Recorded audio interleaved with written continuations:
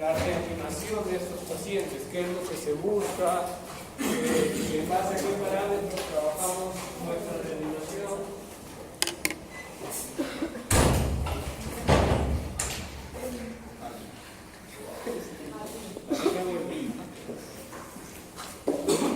Y vamos a dar algunos ejemplos para que puedan tener claras estas ideas. ¿Okay?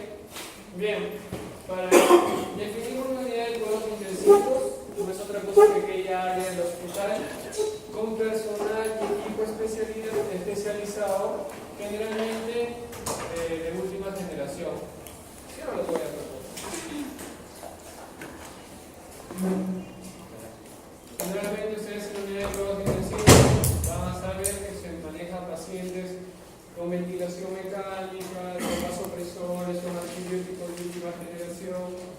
¿Y por qué es importante poder saber?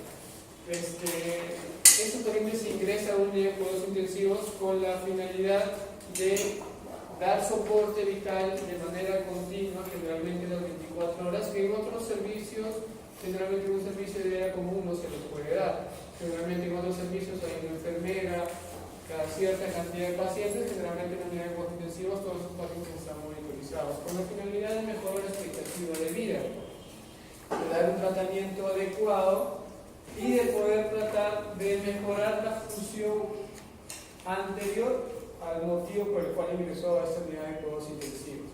¿Y por qué es importante poder conocer todo esto? Porque la unidad de cuidados intensivos aproximadamente da un costo de un 15 al 20% de todos los costos hospitalarios, por lo cual hay que saber correctamente a qué pacientes admitir y a qué pacientes no admitirlos y cuándo dar de alta un servicio en unidad de cuidados intensivos. ¿Okay? Generalmente son pacientes que tienen patologías graves, son pacientes críticos y generalmente van a ser admitidos los pacientes que tienen pronóstico a corto y a largo plazo bueno. ¿Okay? ¿Cuáles son los criterios para admitir a un paciente en cuidados intensivos?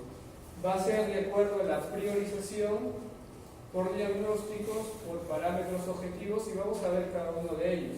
Uno de los más usados, y esto lo van a ver mucho cuando ustedes sean internos, van a hacer ustedes la interconsulta respectiva de su paciente, ¿okay? a UCI, a los intensivistas, y le van a responder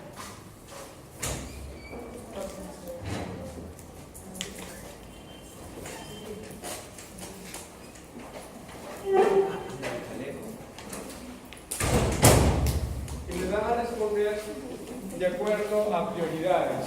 ¿Okay? Entonces ustedes tienen que saber qué significa cada una de estas prioridades y por qué.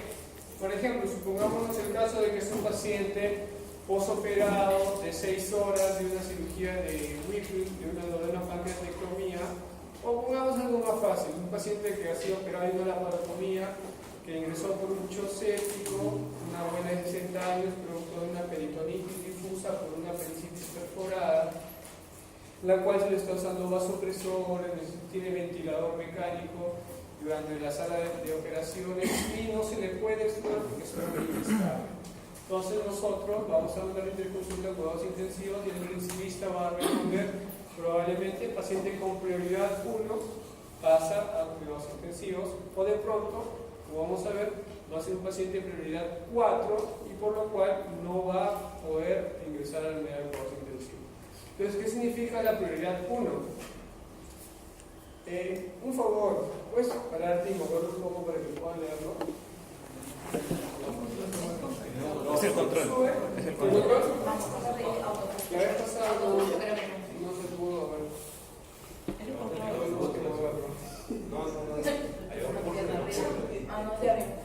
No, ese control. Ese control. Ese control.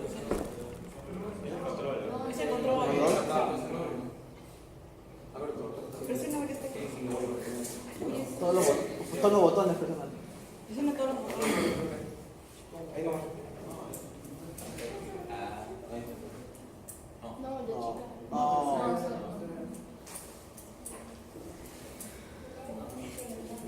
Lo que hace los sabatitos.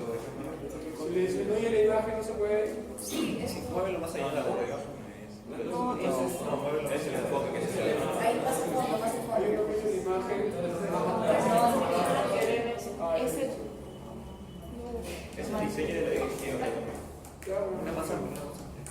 no aplica. 4.3 aplica. Bueno, prioridad 1 son todos aquellos pacientes críticamente enfermos, inestables, que van a necesitar un tratamiento intensivo que no se puede dar si es que no es en una unidad de cuidados intensivos. En esta prioridad 1 acaba la palabra no tiene limitación en la terapia, es decir, a esos pacientes los podemos invadir de la manera que sea, los podemos intubar, les podemos colocar líneas arteriales, le podemos colocar catéteres venosos centrales, les podemos dar inotrópicos, sondafolio y sonda nasográfica, es decir, lo podemos invadir de la manera que nosotros consideremos necesario. ¿Por qué? Porque es un paciente recuperable. ¿Okay? El típico ejemplo es el paciente anterior con shock, inestabilidad hemodinámica, uso de drogas vasoactivas y que necesita de un ventilador para tener una adecuada homeostasis. ¿Ok? ¿Cuáles son qué hacemos con estos pacientes en prioridad 1? Generalmente, como estos pacientes tienen disfunción respiratoria, vamos a conectarlos a un ventilador y vamos a ver qué parámetros vamos a manejar. Generalmente en esos pacientes vamos a usar inotrópicos. ¿Okay? ¿Cuál es el inotrópico de elección de un paciente con shock? Noradrenalina. ¿Okay? Generalmente debemos manejar volúmenes adecuados de hidratación porque esos pacientes ya pueden tener una insuficiencia crónica o una insuficiencia renal agregada producto del shock. Pacientes probablemente puedan estar en falla multiorgánica y si el paciente está en ventilador necesitaremos sedación, analgesia postoperatoria y si es un paciente politraumatizado probablemente también transfusión. ¿Okay? ¿Qué se considera prioridad 2? Son pacientes no necesariamente críticos, pero que requieren un monitoreo continuo, ¿okay? Y similar a la prioridad 1, tampoco tienen limitaciones de terapia, es decir, podemos invadirlo de la manera que nosotros consideremos necesaria. ¿Okay? Un ejemplo típico, por ejemplo, es un paciente con una enfermedad crónica, ¿okay? De pronto una insuficiencia renal, que desarrolla una situación aguda o de pronto una enfermedad cerebrovascular, ¿okay? Que de pronto fue por ruptura de un aneurisma, ¿okay? Es un paciente probablemente no recuperable del 100% como es un paciente de una prioridad 1, pero con el manejo respectivo sí lo podemos recuperar a su patología de base, que es una insuficiencia renal y nada más. ¿Okay? Hay pacientes con prioridad 3. Prioridad 3 es aquel paciente que, a diferencia de los anteriores, tiene una mínima posibilidad de recuperación tras el ingreso a una unidad de cuidados intensivos. Y aquí viene la diferencia. Ya no vamos a dar medidas extraordinarias de soporte, es decir, a esos pacientes ya no le vamos a manejar al ventilador, no le vamos a hemodializar, no le vamos a dar nutrición parenteral total, probablemente si haga paro cardiorrespiratorio, de pronto ya no hagamos las maniobras de RCP básico y avanzado. ¿Por qué? Porque son pacientes poco recuperables y el ejemplo es generalmente pacientes con enfermedades malignas ya metastásicas, que de pronto, por ejemplo, tiene un paciente con una enfermedad metastásica por un cáncer de colon que desarrolla una neumonía. Entonces, invadirlo, intubarlo, darle antibióticos cefalosporina de cuarta, quinta generación, vancomicina, ya es un poco, según esa prioridad, no tan adecuado. ¿Okay? Pero si de pronto el intensivista considera que lo puede ingresar porque tiene cama y no tiene algún otro paciente con una prioridad menor, lo puede ingresar. Y prioridad 4 es definitivamente aquellos pacientes que no van a ingresar a una unidad de cuidados intensivos. ¿Okay? ¿Por qué? Porque pueden estar demasiado bien para poder beneficiarse de una unidad de cuidados intensivos o porque están demasiado enfermos. Demasiado bien, un ejemplo, a un paciente postoperado de un linfoma no lo vamos a ingresar a un cuidados intensivos, ¿verdad? Es una prioridad 4. Si nosotros, no doctor, el paciente está mal, está inestable, mírelo por favor, va a ir a decir, no, es un paciente con prioridad 4, no tiene que pasar una negocio intensivo. Y aquellos pacientes de peor condición que una prioridad 3, es decir, demasiado enfermos, pacientes con daño cerebral irreversible, aquellos pacientes que están 20 minutos haciendo el RCP básico, avanzado, no mejora, lo están ventilando, llega el intensivista, le hacen la consulta y dicen, doctor, es un paciente que ya tenía 20 minutos de RCP, no mejora. Ya, ¿para qué? O sea, sabemos que con 20 minutos de RCP no va a mejorar, no va a hacer mucho, ¿verdad? Ok, con fallo, con cáncer que no ha respondido ni siquiera a la quimio y la radio, con muerte cerebral. Básicamente, aquellos pacientes que no van a tener gran mejoría. Por otros diagnósticos, simplemente por tener, ya no por prioridades, sino el modelo por diagnóstico para poder clasificarlo, son aquellos pacientes, el típico ejemplo de los pacientes por diagnóstico son los típicos ejemplos de los pacientes posoperados. ¿Okay?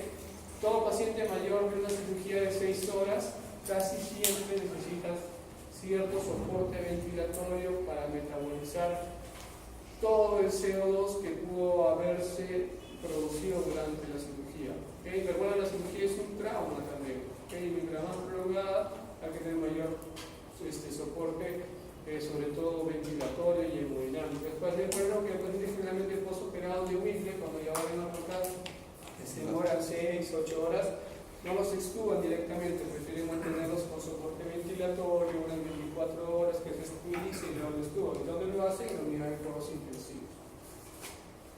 Y de acuerdo a parámetros objetivos, si un paciente desarrolla una fibrilación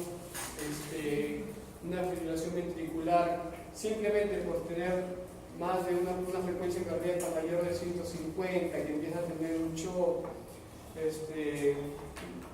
80-60, porque empieza a tener presión arterial diastólica mayor de 120, que convierte en una crisis hipertensiva, simplemente por tener valores absolutos puede tener la necesidad de un ingreso en una unidad de cuidados intensivos.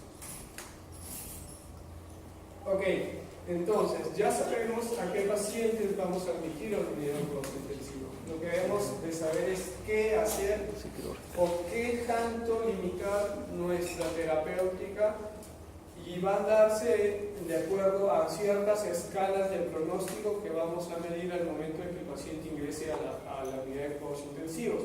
Una de las principales escalas que se suele usar es el Apache 2. Es una escala que nos va a medir el pronóstico de acuerdo a las condiciones anteriores al estado por el cual está ingresando en los cuidados intensivos, en la que vamos a evaluar puntos como la edad y algunas comorbilidades que también se van a sumar y lo vamos a ver. Creo que esta escala todos en algún momento la han visto, sobre todo en medicina, ¿no? Y indica severidad. Por ejemplo, un Apache mayor a 8 en un paciente con pancreatitis, que indica pancreatitis severa.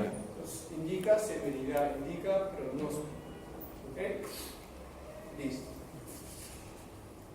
Entonces, el sistema de Apache 2 mide dos componentes. El primero va a medir 12 variables fisiológicas: temperatura, presión arterial media, frecuencia cardíaca, respiratoria. No es necesario que se lo aprendan porque eso generalmente viene en hojas simplemente para tabular y llenar. ¿Okay? Y a estas 12, a esas variables fisiológicas, que se le va a agregar un valor de acuerdo a cada hallazgo que encontremos, ¿okay? Si encontramos un sodio de 160 a 80, vamos a marcarlo, ¿okay? Cuya suma final deberá ser promediada, ¿okay? Con dos componentes más. Uno, que es si el paciente ha tenido algún tipo de cirugía ya programada o sea electiva, o así como también la edad. Y además, este puntaje se va a sumar con la finalidad de obtener un valor final que nos dará el pronóstico del paciente. Tanto así que a mayor valor se encuentra inversamente proporcional a la posibilidad de que este paciente sobreviva. Es decir, a mayor valor de Apache, menor porcentaje de supervivencia y mayor mortalidad. ¿Okay? Tanto así que generalmente algunos pacientes que tienen más de 50, la probabilidad de como valor absoluto de Apache es muy probable, o es poco probable, que sobreviva. ¿Y por qué hablamos del Apache 2? Para que sepan por cultura general, hay un Apache 3, hay un Apache 4, que generalmente nos permite un seguimiento y un control mucho más fidedigno que un Apache 2, pero que el principal problema es que se necesita un software especializado que no lo podemos tener de manera accesible. En cambio, el Apache 2 es fácilmente reproducible, más fácil de recolectar y lo tenemos en la hoja en todos los hospitales. Y saben que hay otras escalas, el ya frecuente y conocido SOFA, que lo deben de saber generalmente en aquellos pacientes que se encuentran en sepsis, ¿verdad? Sí.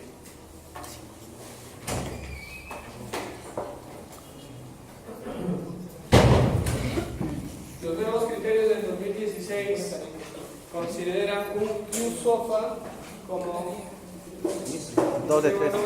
2 de 3. ¿Quick sofa? Q-SOFA. Ah, ya. Frecuencia respiratoria, menos de mayor de 22. Presión arterial sistólica, menos de 90. Y alteración de la conciencia. Y el Glasgow menos de 13. Menor al 3. Y todo paciente que ya se encuentra en un Q-SOFA debe medirle el SOFA, que también nos da una escala pronóstico de qué tanta disfunción pueda tener el paciente al momento de ingresar a una unidad de cuidados intensivos.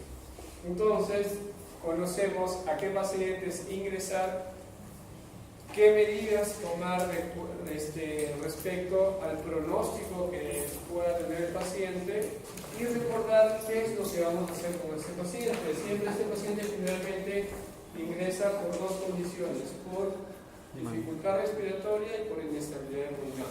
Entonces, si el paciente tiene dificultad respiratoria, probablemente este paciente ya ingrese intubado o si ya tiene intubado más de 14 días, se debería realizar una traqueostomía, que ya todos lo conocen, han visto en su práctica de cerdo, y si no lo tuviera, una intubación orotraqueal.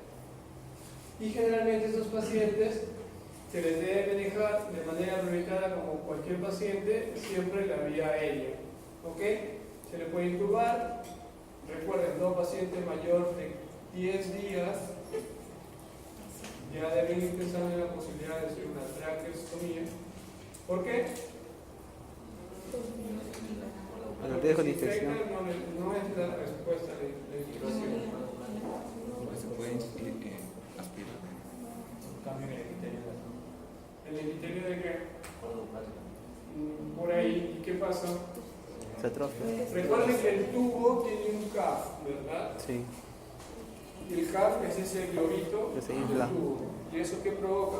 Tiene que tener cierta presión. Sí. Esa presión sobre la mucosa de la vía aérea va a producir una isquemia. Y esa isquemia va a provocar a la larga una fibrosis. ¿Y qué va a producir? Que se va a estenosar la vía aérea. Para evitar eso se debe hacer una traqueostomía. ¿Okay? Dime. Ya. Bueno.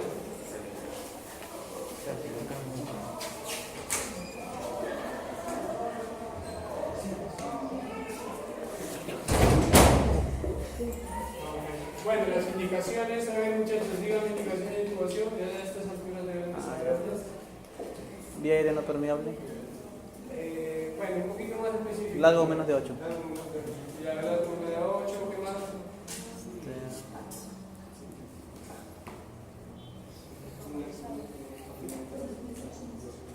El neumotórax, ¿el cuál? El tórax inestable. No todo tórax inestable es indicación de intubación. Ya. ¿Todos los quemados? No, los que tienen inhalación. Mucha lesión de la vía aérea por quemado. ¿Qué más?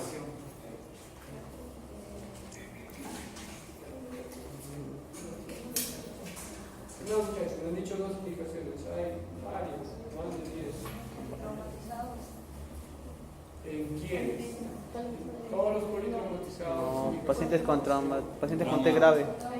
Pacientes con T grave. ¿Qué más?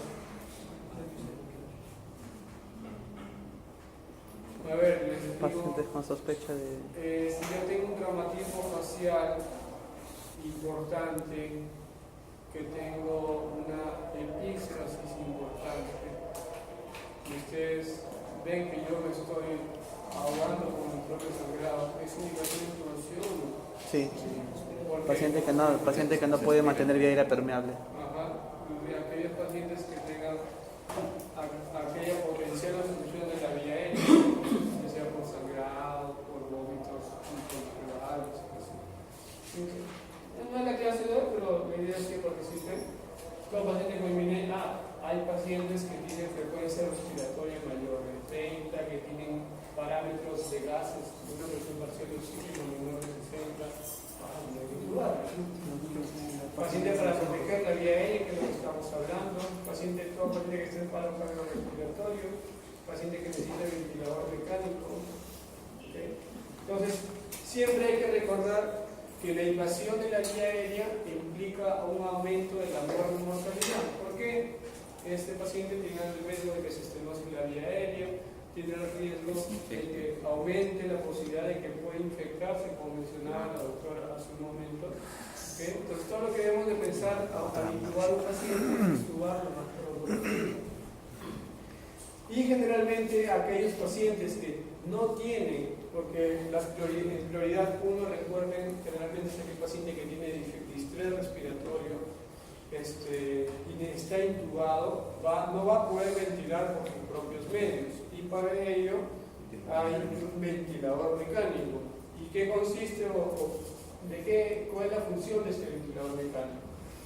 Es aquella máquina que te va a administrar la energía capaz de reemplazar la función ventilatoria de una persona consciente. ¿Okay? Muchas veces puede estar consciente, pero puede tener una falla también mecánica de la pared costal, como mencionó su compañero, un tórax inestable. ¿Okay? Y va a suplir la función de los músculos respiratorios. ¿A quiénes vamos a conectar un ventilador mecánico? Aquellos pacientes, como les mencionaba, taquicardia severa, realmente frecuencia respiratoria mayores de 30 por periodo prolongado, es indicación de ventilación mecánica. Aquellos, son parámetros de ventilador con capacidad, sí, ventilador menor de 15 milímetros por kilo, una presión parcial de oxígeno menor de 60, que lo normal debe ser 90. por encima de 90. Que tengan un PAFI menor de 200, generalmente son parámetros de ¿okay? 300. El PAFI normal debe ser mayor de 400. Más de 200. Muy bien.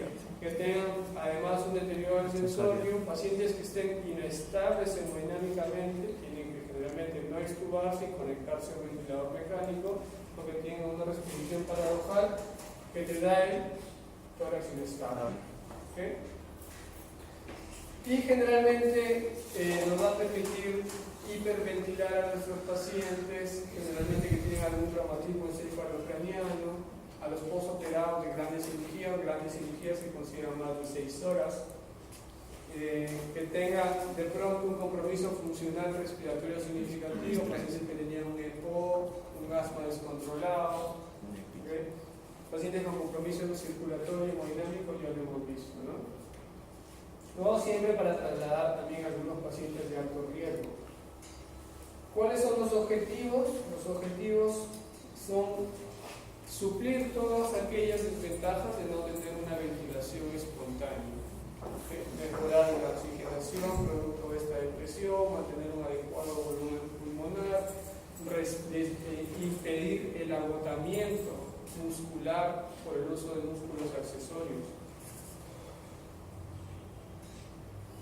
Entonces, con todo ello vamos a poder revertir la hipoxia, corregiremos la acidosis respiratoria, aliviaremos el distrés y el agotamiento muscular, disminuiremos el riesgo de atelectasis también, porque un paciente que no amplexa adecuadamente su caja torácica aumenta la retención de secreciones y de atelectasias consiguientes, revertir la fatiga, y muchas veces vamos a ir apoyados de una sedación y un bloqueo neuromuscular, que eso ya lo vamos a ver cuando veamos el poli traumatizado, y estabilizar la pared torácica.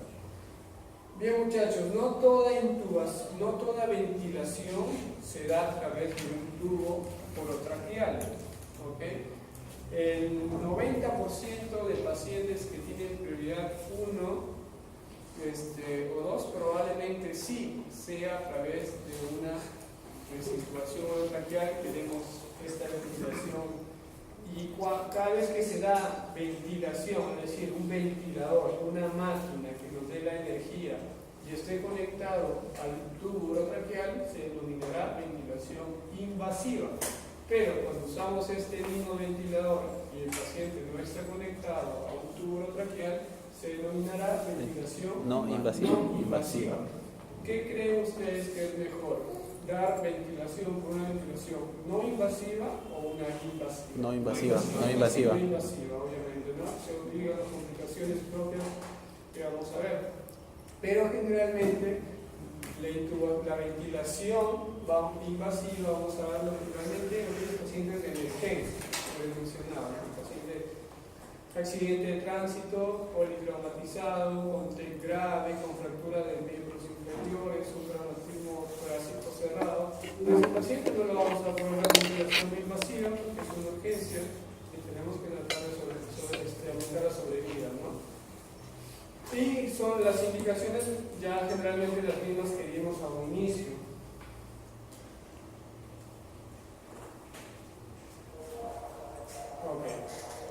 Y la ventilación invasiva, como ven, es nuestra fuente de energía que nos va a dar soporte ventilatorio, pero generalmente conectado a una máquina, a una máscara especial que va a cubrir las narinas y la boca para evitar la fuga de aire. ¿Okay? Generalmente la ventilación mecánica invasiva, el paciente requiere generalmente cierta sedación. En la ventilación invasiva, todo lo contrario, el paciente está generalmente despierto. Y básicamente lo que se da es presión positiva con la finalidad de aumentar la ventilación a nivel alveolar. ¿Okay? ¿Por qué? ¿Por qué se denomina invasivo? Ya les dije, porque no necesitamos el apoyo del tubo urotraqueal. ¿Okay? ¿Y cuáles son los beneficios? Ustedes me decían mucho que es mejor dar ventilación invasiva. Claro que sí, cuando fuera necesario. ¿Okay? Porque va a evitar ¿qué cosa? La sobredistensión gástrica y el riesgo de aspiración por vómitos posteriores a una ventilación a través de un ambú o una máscara faríngea. ¿Okay? Es una ventilación invasiva. Porque va a disminuir el riesgo de barotraumas. Al dar presión directa sobre la vía aérea inferior a través de una máquina, aumentamos el riesgo de barotrauma, de sequedad de la mucosa que pueda provocar hemoptisis, de infecciones, neumonías asociadas a ventiladores son bastante desastrosas, hemorragias, etc. ¿Okay? Ya saben a qué pacientes van a ingresar a una intubación, a una ventilación. El mecanismo por el cual se reajustan los parámetros hemodinámicos y respiratorios y el paciente ya consideramos que se encuentren valores adecuados para poder respirar de la máquina del ventilador, todas estas fases se denomina destete del ventilador. ¿Okay? Es un proceso gradual, no es brusco, porque muchas veces si ustedes retiran rápidamente el ventilador al paciente, se agota y vuelven a intubar y vuelven a conectar el ventilador. Y es un problema que puede ocurrir generalmente en los adultos mayores, no tienen la reserva necesaria ni masa muscular que muchas veces el destete en esos pacientes es de mucho más cuidado. ¿Okay? Manejar ventilación mecánica es un arte, muchachos, no lo vamos a aprender hoy ni mañana, así que la idea es que tengan las funciones principales, básicas. ¿Okay? ¿Y a qué pacientes vamos a destetar? Cuando ya tienen una adecuada actividad musculatoria, cuando el paciente estuvo con el uso de vasopresores. Doctores, el paciente ventila bien, pero todavía tiene adrenalina en 20 cc por hora. Lo que vamos a aceptar, no lo podemos aceptar hasta que el paciente no esté dinámicamente estable, es decir, sin apoyo vasopresor, con una adecuada presión, con un adecuado flujo urinario, con una adecuada frecuencia cardíaca. Este paciente no puede ser retirado del ventilador mecánico. Necesitamos qué cosas para que pueda ventilar espontáneamente, un adecuado nivel conciencia. ¿Okay? Doctor, el paciente ya no está inestable, no tiene drogas vasoactivas, el paciente tiene buenos parámetros de lava, pero tiene Glasgow 5, no puede retirar el ventilador. La gasometría óptima que vamos a ver aquí, no hay ausencia de un proceso infeccioso severo, y los parámetros básicamente de la es cuando mejoraban, ¿no? La saturación mayor de 90, la presión parcial de oxígeno por encima de 75, la presión parcial de CO2 menor de 50, y mejora la presión inspiratoria, recuerden que era menos de 15 y ya debe ser mayor de 15. Entonces, ventilación mecánica, muchachos, es un arte. No, la idea no es que aprendan todo aquí. Y aparte del soporte ventilatorio, la segunda parte importante que les mencionaba de que un paciente ingrese en unidad de cuidados intensivos es el soporte hemodinámico. Ustedes ya me dijeron, ustedes deben de saber, conocer la guía de consideración del shock séptico, ¿ok? Deben de saber cuál es la dosis inicial de los opresores, ya me han dicho, sí, cuáles son los opresores ideal de usar. Por ejemplo, ¿alguien tiene idea de cómo se indica pasar los opresores? Me dijeron que el más adecuado de iniciar en este paciente postoperado, que se encuentre en un shock séptico por una presión secundaria, me dicen que le van a pasar adrenalina, ¿no? O no la adrenalina. ¿Alguien sabe cómo se prepara? ¿Con qué se pasa? ¿Cómo se pasa? ¿En bolo? ¿En goteo?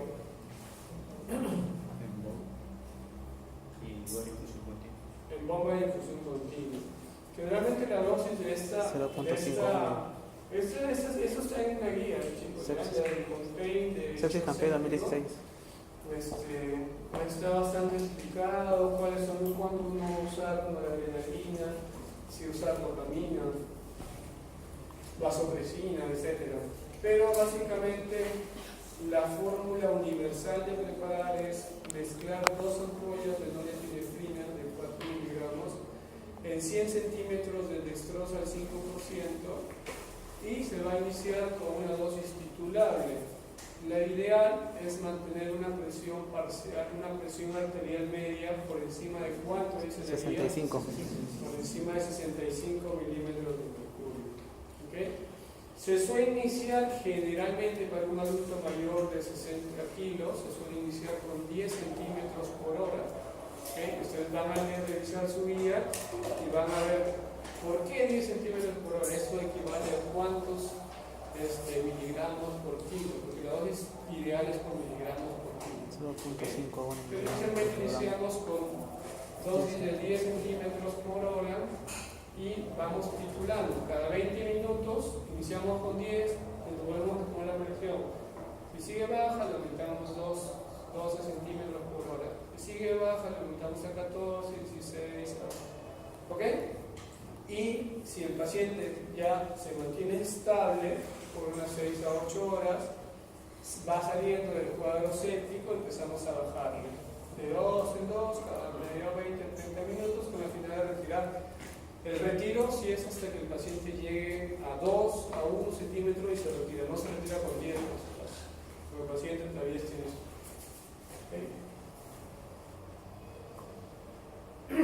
Bueno, eso es de pronto en el paciente típico con shock séptico, pero también ustedes van a aprender y deben de saber manejar a pacientes politraumatizados, como ya vamos a ver en la tercera unidad, que es el manejo del paciente politraumatizado. ¿Y qué hacemos? El paciente generalmente con shock séptico se puede usar vasopresores indiscriminadamente. Cree que el paciente con shock hipovolémico no está del todo aprobado usar vasopresores, ¿ok? Porque eso puede perpetuar aún más la isquemia en los diferentes tejidos. Entonces, ¿qué debemos hacer con esos pacientes? Una de las metas de reanimación en un paciente politraumatizado es hacer 2 cosas: una reposición adecuada de líquidos y de sangre, como vamos a ver, y un adecuado control del sangrado. ¿Ok? ¿Alguien me dice en una sola palabra qué significa shock? Hipoperfusión tisular. Es una disminución del aporte de oxígeno a los tejidos. ¿Ok? Shock no es otra cosa que una hipoperfusión generalizada en diferentes sistemas que conlleva una adecuada oxigenación con la posibilidad de un aporte insuficiente de oxígeno en los tejidos. Entonces, ¿cuáles son los mecanismos compensatorios? Yo les digo, ¿cuál es el principal parámetro que nos indica shock hipovolémico a nosotros? De función vital. Frecuencia cardíaca. Ya, ese es un mito y ahora vamos a aprender por qué. La presión arterial, miren, es una de las últimas cosas que se suelen manifestar en un paciente con shock. La frecuencia cardíaca generalmente es una de las respuestas fisiológicas Más tempranas. iniciales que se suele el organismo defender para tratar de compensar este aporte insuficiente de oxígeno en los tejidos. ¿Okay? Presión no, presión es una de las últimas cosas. Hay una disminución del volumen sanguíneo. Un paciente politraumatizado que tiene un hemotórax del lado derecho, que tiene un trauma abdominal cerrado, que está distendido, que le hace un ecofase de líquido libre en cavidad, o una fractura de húmero que tiene un sangrado importante expuesta del hueso. Entonces, en este paciente, una de las principales cosas es que se va a disminuir el retorno venoso al corazón. ¿Okay? Por lo tanto, va a disminuir el gasto cardíaco y por lo tanto va a disminuir la presión arterial. ¿Okay? Generalmente vamos a ver mecanismos compensatorios del shock.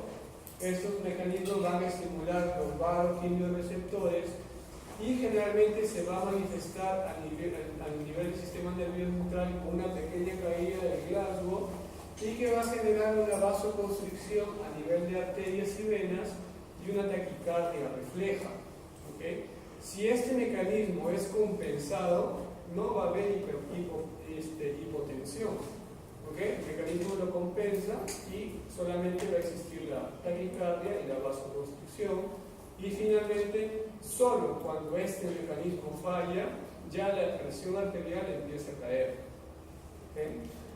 ¿Y qué ocurre? Si no hay aporte adecuado de oxígeno en los tejidos, va a haber una glicólisis anaerobia con la mayor producción de ácido láctico.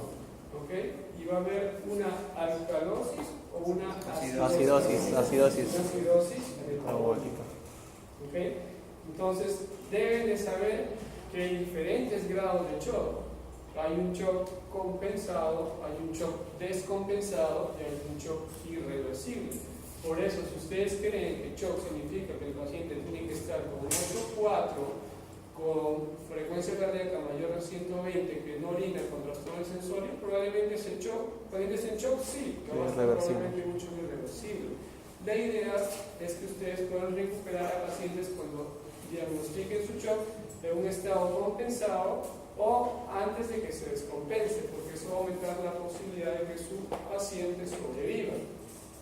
¿Por qué compensado? Porque todos los mecanismos compensatorios anteriormente mencionados todavía están activos y por lo tanto la presión arterial no cae.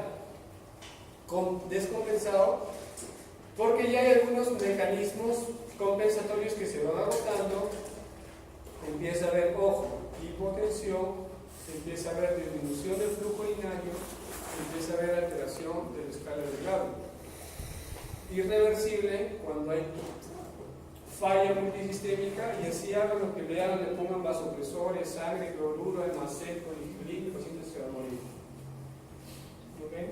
Entonces, esa es la famosa tabla de la clasificación de shock hipovolémico que ustedes la deben manejar al revés del derecho, porque les va a permitir no solamente diagnosticar adecuadamente los tipos de shock, porque hay 4 tipos de shock hipovolémico, sino que a ustedes les va a permitir dar un manejo adecuado.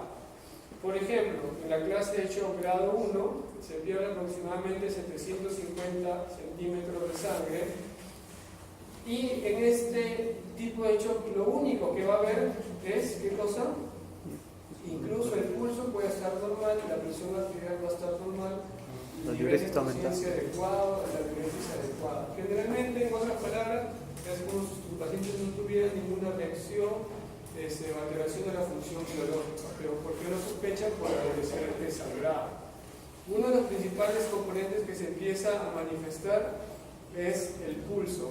Generalmente el pulso en el grado 1 no es normal, se encuentra entre 90 y 100. ¿Okay? Ya empieza a haber cierta taquicardia, que es una de las principales respuestas fisiológicas ante la hipoperfusión. En un shock grado 2, la frecuencia cardíaca va a elevarse de 100 a 120. ¿Okay? La presión arterial, ¿cómo está? Normal. ¿Okay? La pérdida va de 750 a 1500. ¿Okay? Y generalmente otra de las manifestaciones es la alteración del nivel de conciencia, porque el paciente se nota ansioso. Empieza a aumentar su frecuencia respiratoria. En el shock grado 3 ya hay pérdida de 1500 de volumen de sangre hasta 2000. Ya inicia la taquicardia desmedida con la disminución de la presión arterial. Y en el shock grado 4, que es la taquicardia por encima de 140, con la caída de la presión arterial, con la caída del flujo urinario, con un paciente probablemente que esté con trastorno sexual. ¿Okay? Y las pérdidas son mayores a 2000. Por lo tanto, si ustedes tienen un paciente anterior que les dije con trauma torácico, hemotórax, trauma abdominal, fractura de fémur, que está con una presión arterial de 80-40 y una frecuencia de 130, está en un shock 4. grado 4. Y a ese paciente le van a colocar 2 vías venosas periféricas y le van a pasar ¿cuánto de cloruro? 30 mililitros por kilogramo. No, le van a pasar 2000, porque saben que es la mínima pérdida por la cual el paciente se encuentra en ese estadio. Para eso le sirve este cuadro, para eso lo deben de conocer. ¿Ok? Listo. Doctor, Y saben que a este paciente no solo le va a pasar cloruro, sino le va a pasar sangre. Libre. ¿los paquetes globulares a partir de qué clase se comienzan a pasar? Se empieza a preparar a partir del grado 3 y el grado 4 es indefectible, tienes que pasar de cloruro y sangre. Y los primeros 2 grados solamente cloruro. Sí, aquí solo cloruro, acá vas pidiendo tus paquetes globulares y aquí le tienes que pasar los dos. Ya, pero esto es solo cloruro, porque es lo mínimo. Se dice que hay que considerar a todo paciente con shock hipovolémico como se calcula que se ha perdido 3 veces más de lo que se le está calculando al paciente. O sea, lo mínimo es 2000, probablemente haya perdido 5000, 6000. Dime. En caso, ahí nos pone un rango. Lo que comúnmente se entiende es que cuando el paciente haya llegado por un accidente y que haya perdido 750 y todos estos rangos, supongamos que el paciente llega habiendo perdido 400 en el accidente y se controló con un banquete, al llegar un mal servicio y volvió a sangrar de nuevo, perdió otros 400. Supongamos que llega a perder 400, 400, 400. Y el último, eso se puede considerar como un clase 3, porque están dentro del 1200, ¿se podría considerar como un clase 2? Lo que más importa más a esto solamente te da la idea de cuánto reponer, no es de cuánto tú hayas calculado en pérdidas externas. Los parámetros que te van a indicar la pérdida o el estadio son tu frecuencia arterial y tu presión arterial, tu frecuencia cardíaca y tu presión arterial. ¿Sí me dejo entender? Más que yo puedo decir, ahí hay 300, tú vas a decir, no, hay 500, no, hay 600. O sea, lo que me va a decir cuándo probablemente he perdido es lo que encuentre en el paciente. ¿Sí? Listo. Y esto hay que tener mucho cuidado. Deportistas, ancianos, niños, gestantes, adultos mayores. Okay. Eso ya lo vemos en el curso por el trauma. ¿Y eso considera también hemorragia interna? Claro, una vez que tú ya has clasificado a este paciente, tú vas a encontrar 2 escenarios. El paciente que sí está sangrando desmedidamente de manera externa, o el paciente que estás encontrando que no tiene ningún sangrado externo. Si no hay sangrado externo, vas a pensar que probablemente sea un interno. y vas a ir a buscar en el tórax, en el abdomen, hueso largo. Esa es otra clase que tenemos ahora. ¿Ya? Ok. Entonces, hay que pensar qué grado de choque estamos valorando, ¿no? Grado de choque, ya que es la idea que es todo paciente hipotenso, no necesariamente es todo paciente hipotenso. Entonces, ¿podemos identificar, doctor, algún paciente que esté en un choque compensado? Sí podemos. No necesitamos únicamente las variables fisiológicas como flujo urinario, diuresis, frecuencia cardíaca, presión arterial, frecuencia respiratoria que no hemos visto. Nos vamos a apoyar de algunos parámetros que generalmente son laboratoriales. ¿Ok? ¿Cómo sabemos que ya hemos resucitado adecuadamente a este paciente? Porque la entrega de oxígeno es óptima, porque la acidosis se corrige si el metabolismo aerobio es recuperado. ¿Ok? Entonces vamos a ver que hay componentes que nos van a indicar que si el paciente está en un shock compensado. ¿Ok? ¿Cuáles son? Uno de ellos es el déficit de base. ¿Esto dónde lo vamos a obtener? Tanto el déficit de base como el lactato lo vamos a obtener en un AGA. ¿Ok? En el AGA vamos a tener ese déficit de base. Ya me he hecho balance, ¿no? Sí, hídrico. Hídrico. ¿Y quién hace pH, ácido base? La doctora Lozano. ¿No han visto eso? Miren los diapositivas porque en el AGA debe haber déficit de base. ¿Ya? Es la cantidad de base generalmente en un litro de sangre para aportar una adecuada saturación de oxígeno a una temperatura adecuada. ¿Cómo se interpreta esto? Generalmente se menciona que si no tienes un AGA lo puedes calcular de acuerdo a un valor de bicarbonato o lo puedes corregir de acuerdo al valor del pH del paciente. Pero generalmente en el AGA vamos a obtener tanto el déficit de base como el bicarbonato como el pH. ¿Okay? Y lo vamos a clasificar al paciente con un déficit de base leve cuando tiene de 2 a 5 milimoles por litro, moderado de 6 a 14 y severo mayor a 15 milimoles por litro. ¿Okay? ¿De qué nos va a permitir saber que un paciente, por ejemplo, ese paciente que estaba en un shock grado 4, que le pasaron 2 litros de cloruro, de pronto mejora su frecuencia cardíaca? Su frecuencia cardíaca se pone a 100, su frecuencia su presión arterial mejora a 120 con 80, su flujo urinario está entre 0,3 mililitros por kilogramo de peso. Entonces, ¿está en un shock compensado o ya salió del shock? Entonces le medimos ese déficit de base. Si tenemos un déficit de base luego de hidratar a este paciente con 2 litros mayor a 15, nos quiere decir que probablemente este paciente, a pesar de que estemos corrigiendo, entre paréntesis, con los parámetros fisiológicos de manera adecuada, nos falta reponer más volumen y probablemente si ya tenemos una presión venosa central. ¿Cuánto es una presión venosa central? 8-12. 8-12 milímetros de mercurio. Probablemente este paciente, si tenga ya 12 milímetros de mercurio, no le vamos a pasar más agua. ¿Qué le vamos a pasar? Vamos a pasar sangre. ¿Okay? Para eso nos indica el déficit de base. Entonces, ¿qué nos indica este déficit de base? No solamente saber si el paciente tiene mucho compensado, sino que es un predictor de muerte. Generalmente se refiere que si nosotros tenemos, por ejemplo, un déficit de base en este mismo paciente, para que recuerden, de 13 milimoles por litro de déficit de base, y a las 48 horas no hemos hecho nada por corregir ese déficit de base, la sobrevida de tu paciente va a ser solo del 13%. Para esto te sirve el déficit de base y saber si tu paciente está hecho o no compensado. ¿Okay?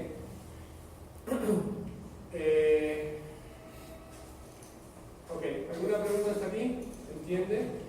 Bien, el lactato sérico es un predictor de mortalidad bastante similar al anterior.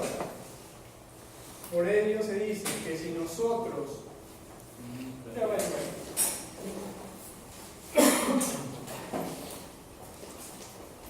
clase que tiene, ¿no? El valor normal del lactato es menos de 2 milimoles por litro. Esto, según la guía, es un predictor directo ya del shock, ¿verdad? Sí. Se dice que si nosotros en las 24 horas, si nosotros disminuimos nuestro lactato en las primeras 24 horas, solamente tendremos una mortalidad del 0,2%. Pero si nosotros tenemos un lactato de 4, de las 24 a 48 horas, siguen 4, se nos va a morir uno de cada 4 pacientes. Y si tenemos ese lactato de 4, de 6 a las 48 horas, se van a morir casi todos. ¿Okay? Y hay otros parámetros, no menos importantes, que no tenemos aquí, no cabe la importancia de resaltar. Y recuerden este cuadro, muchachos. Recuerden este cuadro. ¿Ya? ¿Cuáles son los parámetros o las metas de resucitación de todo paciente generalmente politraumatizado en cuidados intensivos? ¿Ya? Es tratar de mantener una presión arterial media por encima de 65 milímetros de mercurio a los 30 minutos. ¿Okay? Mejorar el lactato menor a 2, idealmente en las primeras 6 horas, y si no podemos, tratar de normalizarlas en las 24, tratar de tener un déficit de base por generalmente menos de 5, ¿okay? Idealmente las 6 horas, con tendencia a normalizar a las 24, tener una hemoglobina entre 7 y 9, generalmente mucho más si es que el paciente es mayor, adulto mayor, tiene otras comorbilidades, y una saturación venosa central mayor de 94. ¿Okay? ¿De acuerdo con este cuadro? Listo. Eso es respecto al nivel de evidencia del lactato y del ácido base. ¿Okay? Entonces, otras cosas ya para terminar. Hay que recordar que todo paciente en el primer cuadro intensivo tiene un riesgo importante de una infección intrahospitalaria. De todas ellas, la